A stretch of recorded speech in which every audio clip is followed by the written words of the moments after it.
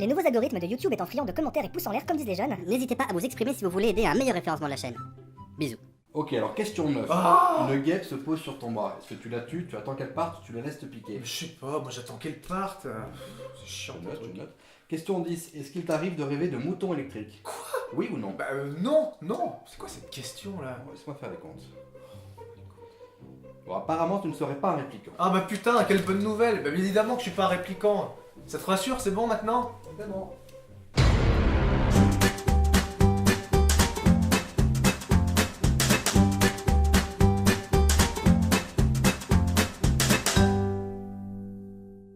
Salut les internets, c'est les squatteurs de ciné et bienvenue sur cette nouvelle vidéo. Et notre ami Thomas trépigne d'impatience car oui, Blade Runner 2049 est enfin sorti, messieurs Oui, dames. le nouveau film de Denis Villeneuve qui en plus est une suite à un de mes films cultes des années 80. Autant vous dire que j'en pouvais plus d'impatience. Mais avant de vous parler du film, est-ce que s'il te plaît Thibaut, tu pourrais présenter l'ami Denis Villeneuve à ceux qui n'auraient pas encore la chance de le connaître? Bah écoute, ça ne me pose aucun problème, c'est parti. Blade Runner 2049 de Denis Villeneuve, scénariste et réalisateur canadien né en 1967 à Trois-Rivières au Québec. Après un début de carrière assez classique avec des études de cinéma à l'université puis le traditionnel passage par la case court-métrage, il se fait connaître par le documentaire et réalise son premier long-métrage de fiction en 1998 avec un 32 août sur Terre, film mi-road movie mi-aventure intérieure. C'est en 2000 avec Maelstrom, film raconté par un poisson, qu'il gagne plus d'une vingtaine de prix à travers le monde.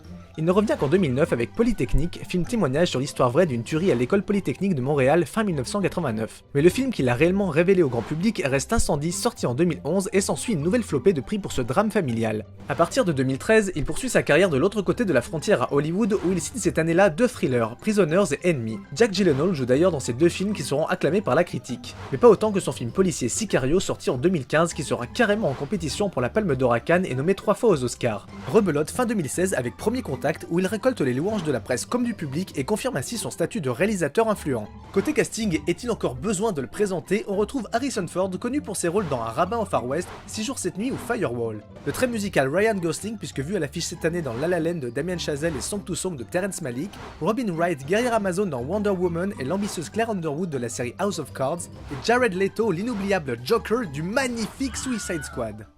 Et alors mon cher Thomas, avant de passer au pitch, moi j'ai l'impression qu'il manque un petit quelque chose dans cette vidéo, je sais pas. Ouais, t'as raison, une petite ambiance à la Blade Runner, un petit truc. Quoi. Ouais, tu veux des éclairages à la Blade Runner? Oui, je veux. On va se faire des éclairages à la Blade Runner, c'est parti.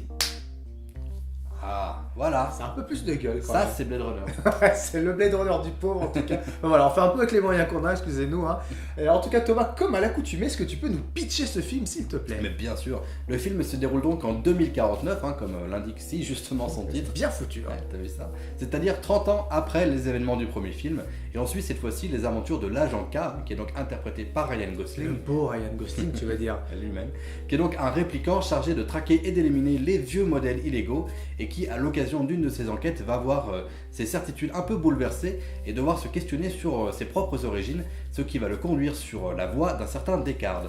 Tout un programme, messieurs dames. Alors ce Blade Runner 2049 est bien évidemment la suite du film sorti en 1982 et réalisé par Sir Ridley Scott et qui était l'adaptation d'une nouvelle qui s'appelait Les androïdes rêvent-ils de moutons électriques du fameux et ultra célèbre Philip K. Dick dont on ne compte plus les adaptations cinématographiques aujourd'hui. Et cette nouvelle, moi j'avoue que je ne l'avais encore jamais lue et je me suis plongé dedans à l'occasion de cette sortie ciné et je dois dire que étonnamment, bien que le bouquin date de 1968, c'est très moderne et facile à lire, donc n'hésitez pas à vous le procurer. Donc un bon conseil lecture de la part de notre ami Thomas. Alors ne vous faites pas avoir par la couverture honteusement mercantile, le vrai titre c'est celui-là, là, écrit en tout petit. Blade Runner, c'est que le titre du film. Et donc là on va aborder la partie mon cher Thomas où tu vas peut-être me jeter des pierres hein. C'est toi qui me les as enlevés la pierre? Ou peut-être les gens derrière leur écran parce que oui voilà, je l'avoue, je le confesse, Blade Runner n'est pas un film culte pour moi, j'en suis fort désolé. Enfin, en tout cas, au sein de ma propre cinéphilie, tout du moins. Merde, putain. Écoute, désolé. Hein. Voilà, j'avais quand même essayé de le voir quand j'étais ado à l'époque, hein, en VHS même. Et à chaque fois, je m'étais endormi devant parce que ça me soulève véritablement. Jusqu'à très récemment, tu m'as prêté ton Blu-ray où d'accord, j'ai dû me coller pour voir ce film quand même, un minimum. Et même si j'avoue que je trouve que l'ambiance elle est assez incroyable, hein, et ben je me suis quand même fait un peu chier. Je trouve pas que l'histoire soit si ouf que ça. Je crois que véritablement, le vrai problème de cette histoire-là, c'est que je l'ai redécouvert beaucoup trop tard et j'ai vu trop de films de SF entre-temps qui avaient déjà eux-mêmes beaucoup emprunté à Blade Runner. Et j'ai donc pas eu cette claque qu'auraient pu avoir les spectateurs de l'époque, et c'est tout simplement pour ça que j'avais pas d'énormes attentes envers Blade Runner 2049. Bah écoute, moi c'est la situation strictement inverse, parce que oui, je sais. Blade Runner fait partie de mes classiques absolus de tous les temps. C'est de toute façon un de mes films préférés. Je trouve que c'est un film qui n'a absolument pas vieilli et qui a inventé énormément de choses en matière de science-fiction, et pas seulement esthétiquement. Il fait partie de ces films aux côtés de Star Wars et de Alien qui, à la fin des années 70 et au début des années 80, ont réinventé, ont insufflé un nouveau souffle à la science-fiction. Il y a vraiment eu un avant et un après ces films-là. Tiens, d'ailleurs, c'est marrant, chacune de ces licences a eu droit à des itérations cette année. Comme quoi Hollywood, ça tourne un peu en rond. Alors autant vous le dire tout de suite, parler de ce film sans en dévoiler un minimum son intrigue, c'est quasiment impossible. Donc cette vidéo sera 100% spoilers bien évidemment, de toute façon on a mis ça dans le titre de la vidéo, donc vous êtes maintenant doublement prévenus. Ouais. Et alors, donner une suite à Blade Runner, c'était quand même quelque chose d'un petit peu compliqué, même si c'était excitant. Mais Bah moi je trouve ça hyper casse-gueule surtout. c'est vrai. En tout cas, l'idée a rien de nouveau, puisque l'idée avait germé dans la tête de Ridley Scott dès 1999, avec au départ l'idée d'adapter la suite du roman, qui s'appelait Blade Runner 2 The Age of Human, qui n'était pas écrit par Philip K. Dick, mais par un de ses amis, qui s'appelle Jeter. Mais c'est finalement en 2011 seulement que la production est rentrée en chantier, et avec Ridley Scott non plus à la réalisation, mais à la production, et Christopher Nolan, qui était au départ favori pour réaliser le film. On a finalement appris par la suite que ce serait Villeneuve qui serait aux manettes, et que Harrison Ford serait au casting. Reste le vent du même coup un débat qui animait les geeks depuis plus de 30 ans, non, Descartes n'est pas un répliquant. Ou c'est peut-être l'inverse. En tout cas, c'était une très bonne idée pour Ridley Scott de laisser la main sur la réalisation, quand on voit ce qu'il a fait lui-même de sa propre saga Alien ces dernières années, avec un Prometheus franchement indigent et un Alien Covenant tout juste un peu plus réussi. Au moins, Denis Villeneuve, c'est un mec qui sait raconter une histoire, il a un vrai talent de conteur, et ça fait partie des raisons, entre autres, pour lesquelles j'adore ce mec. Je comprends. Bon, en tout cas, il n'était pas super emballé au début, Villeneuve, jusqu'à ce qu'il lise le script qui était lui-même écrit par le scénariste du premier volet, donc qui est Hampton Fancher. Et c'est vrai que nous, on a trouvé que l'histoire était plus intéressante de manière générale, avec des enjeux un peu mieux installés et même un peu plus profonds que dans le premier opus. C'est vrai. Ce qui a intéressé Denis Villeneuve, pour être tout à fait précis dans ce scénario, c'est qu'il y avait un vrai questionnement sur notre rapport à la mémoire et au passé. Un travail qu'il avait déjà un petit peu commencé dans Premier Contact. La question c'est, en tant qu'être humain, qu'est-ce que nous sommes si nous ne sommes pas connectés à notre passé et à nos souvenirs ? Alors plus largement, ce film reprend les mêmes thèmes du premier opus. Qu'est-ce qui fait de nous des êtres humains et la quête du libre arbitre. Blade Runner pousse même la réflexion plus loin en questionnant sur les sentiments. Faut-il être humain pour en avoir ? D'ailleurs, le film dépeint un monde complètement déshumanisé où la lutte des classes est à son paroxysme et où les hommes ont complètement annihilé toute forme de vie organique au profit du tout OGM. On a même une ville de Los Angeles qui est complètement cernée par une barrière pour faire face à la montée des eaux et pas face à l'afflux de migrants mexicains, mon cher Thomas. Et cette ville vit quasiment en autarcie. Et on a même l'impression que dans ce film-là, les répliquants ont même l'air d'être plus humains que les humains eux-mêmes. C'est vrai que le film est très très fort sur les sentiments. D'ailleurs, il nous dépeint une très très belle histoire d'amour de manière surprenante entre un être artificiel, donc l'agent K, et une intelligence artificielle. Alors c'est vrai que c'est quelque chose qu'on avait déjà vu dans le film Heure de Spike Jonze, c'était même brillamment traité. Tout à fait, j'allais dire. Il y a une scène absolument magnifique dans ce film-là, qui est une scène de sexe, une espèce de plan à trois, avec un hologramme superposé au-dessus d'un autre corps, qui est vraiment complètement incroyable. Cette scène, elle restera de toute façon une des scènes les plus marquantes de ce film.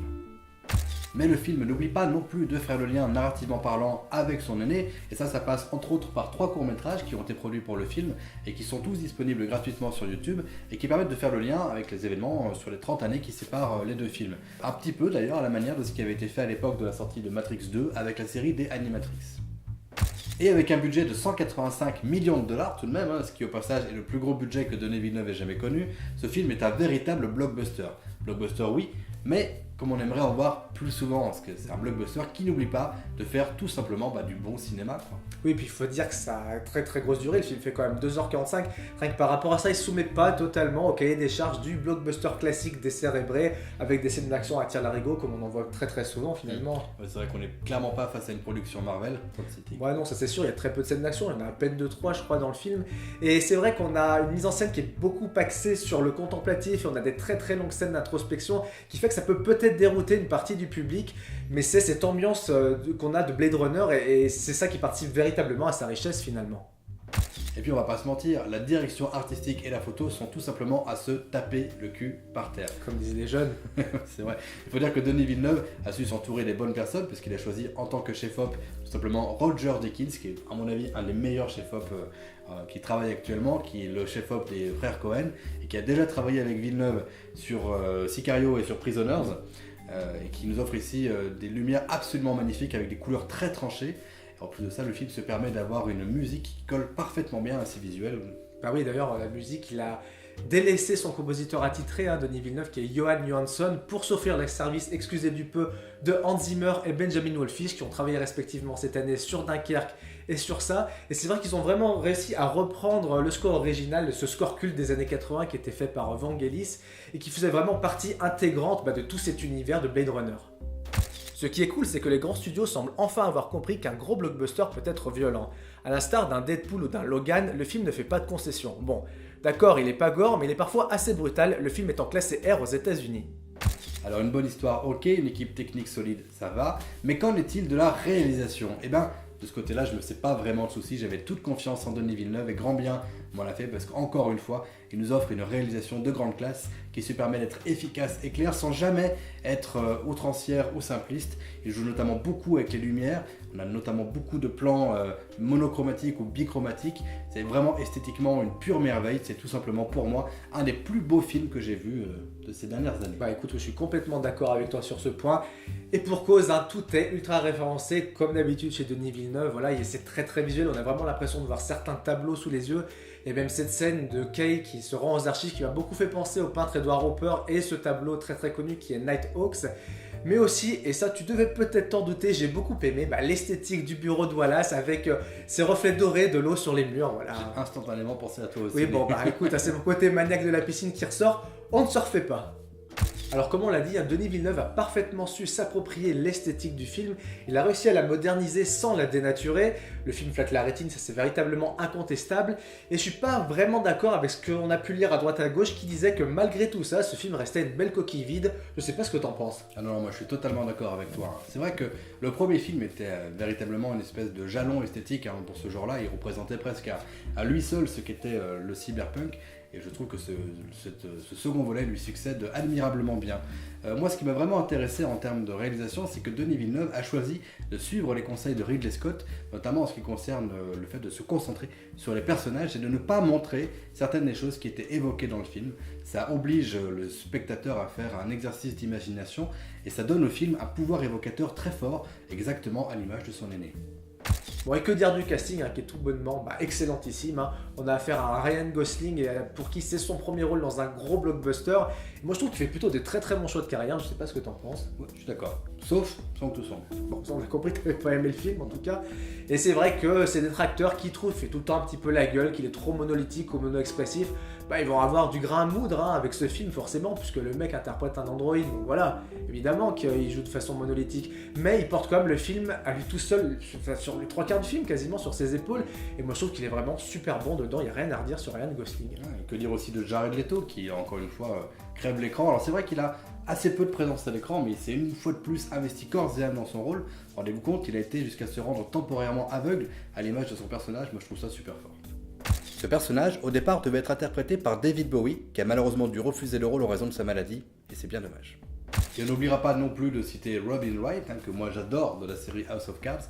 Elle est peut-être pas aussi glaciale ici, mais elle est tout aussi parfaite dans son rôle de femme flic un peu rigide. Et également Dave Bautista, comment ne pas le citer, parce qu'en quelques minutes à l'écran, il réussit à nous prouver qu'il n'est pas qu'une simple montagne de muscles, franchement, beau boulot. Oui, et puis Monsieur Harrison Ford, qui se fait véritablement désirer dans le film, puisqu'il arrive seulement aux 2/3 du métrage, et sa rencontre avec K dans un hôtel dévasté de Las Vegas va donner une des plus belles scènes du film, je trouve, moi en tout cas, avec ces hologrammes des vieilles gloires d'antan américaines, Marilyn Monroe, Elvis Presley, Liberace ou même Frank Sinatra. Et dans cette seule et unique scène, on a tout le déclin de cet entertainment américain dans cette patrie de l'argent roi et du clinquant en toc qu'est Las Vegas. Et si on veut chipoter un petit peu et chercher quelques défauts au film, moi je pourrais citer le placement de produit qui est franchement assez lourdingue dans le film. Les Peugeot volantes dans le Los Angeles futuriste, bon pourquoi pas, mais le logo Sony qui nous est bombardé assez lourdement dans le film, ça va les gars, on a compris que c'est vous qui distribuez le film, calmez-vous. Bon, en tout cas, moi, il y a une scène qui m'a un petit peu dérangé, c'est l'arrivée de K à l'orphelinat où il se fait attaquer par des humains. S'ensuit un accident de bagnole, il se fait même ouvrir sa portière à base de scie circulaire. Mais après, dans le film, il repart comme si de rien n'était, sa voiture reste flambant neuve. J'ai trouvé ça un petit peu bizarre, je trouvais que ça dénotait un petit peu avec le reste. J'ai vraiment eu l'impression que cette scène-là n'était pas écrite à la base dans le scénario, qu'ils l'ont un petit peu inséré au chausse-pied. Et je trouve ça dommage parce qu'ils auraient vraiment pu traiter ce thème-là, cette hostilité des humains envers les réplicants, de manière différente parce que ces réplicants tentent plus ou moins, inévitablement, de remplacer les humains à plus ou moins long terme. Moi, je ne suis pas d'accord parce que je ne veux pas dire du mal de ce film. Voilà, ça c'était de l'objectivité pure et dure, messieurs, dames. Bon, on aimerait profiter que vous soyez encore avec nous, bande de petits vénards, pour vous livrer quelques-unes des théories fumeuses dont on a le secret. Moi, j'aimerais commencer par vous parler du personnage de Jared Leto. On est d'accord que ce mec-là a un espèce de syndrome de Dieu, parce qu'il crée la vie. Et il appelle d'ailleurs les réplicants qu'il fabrique ses anges. Et il dira à propos de Love, le personnage du réplicant méchant, qu'elle est le plus parfait de ses anges. Et ben moi, je suis désolé Thibaut, mais ça m'a fait diablement penser au récit biblique de Lucifer, le plus parfait des anges, oui, le plus parfait des anges, déchu du royaume des cieux. Love, Lucifer, je pense que vous voyez où je veux en venir, mais bon, a priori, ça n'engage que moi. Oui, bah là, t'es parti un petit peu loin, je trouve, hein. Il y a aussi quelques petites notes de musique qui ont peut-être attiré votre attention quand l'agent K allume ou éteint son Joy. Et bien évidemment, c'est tout simplement quelques notes qui sont issues du conte musical Pierre et le Loup de Serge Prokofiev. Et pour cause, ce n'est pas anodin parce que Denis Villeneuve l'a dit lui-même que cela faisait référence à l'histoire du film en elle-même. Et nous, on a cherché. Et en fait, dans Pierre et le Loup, il se trouve qu'il y a Pierre qui donc laisse échapper de la maison un canard qui va être dévoré par le loup. Et Pierre va finir par se venger du loup. Donc si vous remplacez Pierre par le personnage de l'agent K, le canard par le personnage de Joy et le loup par le personnage de Love, et ben vous obtenez à peu près la même histoire dans le film. Un hasard, nous ne pensons pas. Moi je crois que cette théorie est plus que valable. Et méga spoiler, puisque je vais vous parler là du tout dernier plan du film, ce plan où Harrison Ford pose sa main sur la vitre le séparant de sa fille, et bien ça, est-ce que ça ne nous a pas fait penser exactement au même plan que l'on retrouve dans Premier Contact avec Amy Adams qui pose de la même manière sa main sur l'écran afin de rentrer en contact avec les extraterrestres dont elle a tout à apprendre. Et donc de là, métaphore, comparaison et tout le tralala, mon cher Thomas, est-ce qu'on ne pourrait pas penser que Descartes va rentrer en contact avec sa fille dont il ne connaît absolument rien, tout ça pour en apprendre un peu plus sur lui-même et donc son passé et donc sur la quête d'identité, amorcer ça dès le premier film. Ok, il faudrait que je réécoute cette phrase pour être sûr d'avoir tout compris, mais moi j'ai une autre interrogation à vous soumettre, chers spectateurs. C'est sur le nom de sa fille à Descartes, c'est Anna Stelline. Je suis sûr qu'il y a un truc avec ce nom, mais j'ai pas réussi à mettre le doigt dessus complètement, j'ai pas trouvé. Donc si vous avez trouvé ou si vous avez d'autres théories sur les films, n'hésitez pas à nous les mettre dans les commentaires, ça nous intéresse beaucoup d'en parler avec vous. Ouais, moi je me désolidarise complètement de cette interrogation parce que je ne trouve pas ça valable, alors du tout. Vous aurez compris, je pense, à quel point ce film m'a fasciné, et c'est pour ça que j'ai décidé de lui attribuer la note parfaite de 5 boutons électriques sur 5. Blade Runner 2049 est une réussite sur tous ses aspects, aussi bien artistiques que scénaristiques, et réussit l'impossible en se mettant à la hauteur du monument cinématographique qu'était le film de Ridley Scott. Monsieur Villeneuve, chapeau bas. Pas très fan du premier volet, ce Blade Runner 2049 m'a emmené très loin, et c'est pour cette raison que je lui attribue la note de 4,5 verres de whisky sur 5. Une atmosphère impeccable au service d'un récit passionnant sur la quête d'identité font de ce polar 2.0 touchant et dévasté une œuvre qui fera date au panthéon du cinéma avec des images qui vous restent en tête très longtemps après la projection, en un mot, grandiose. C'était les squatteurs de ciné, merci d'avoir regardé cette vidéo. Et n'hésitez pas à nous laisser un petit commentaire pour nous dire ce que vous avez pensé du film ou nous faire part de vos petites hypothèses et interprétations, on adore ça. Ouais, non, on aime bien ça, ces petites analyses comme ça. Et on se retrouve très prochainement pour une toute nouvelle vidéo avec, allez on le dit Thomas, une petite surprise à la clé. Ouais, alors stay tuned et d'ici là, n'oubliez pas, les films c'est mieux au cinéma. Et sans popcorn, c'est toujours plus sympa. Ciao.